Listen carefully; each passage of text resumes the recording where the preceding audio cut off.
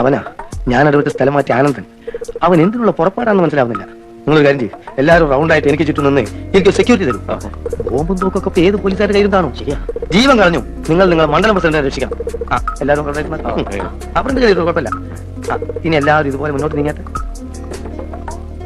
മുമ്പ് 3 തവണ അങ്ങയുടെ അടുത്ത് വന്ന് മാപ്പ് പറഞ്ഞിട്ടുണ്ട്. തെരഞ്ഞെടുപ്പിന് പാർട്ടി ജയിക്കാൻ പോകണമെന്ന് പറഞ്ഞപ്പോ ആ നിമിഷം ഓടി വന്ന് മാപ്പ് പറഞ്ഞു. ജയിച്ചപ്പോ പിന്നെയും വന്ന് പറഞ്ഞു.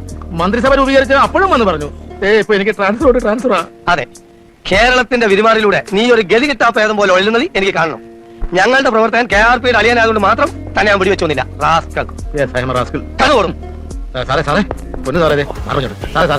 ഞാൻ കാല് പിടിക്കാം. ഓർമ്മയുണ്ടോ അന്ന് ഞങ്ങൾ പ്രതിപക്ഷത്തായിരുന്നപ്പോ ഞാൻ എന്തോ ഒരു കാര്യത്തിന് വേണ്ടി സ്റ്റേഷനിൽ വന്നു. അന്ന് താൻ എന്നൊരു ചാമ്പ് ഗെറ്റ് ഔട്ട് അടിച്ച് ഓർമ്മയുണ്ടോ? ഇപ്പൊ ഞാൻ എന്നോട് പറയുന്നു get out, get out, get out.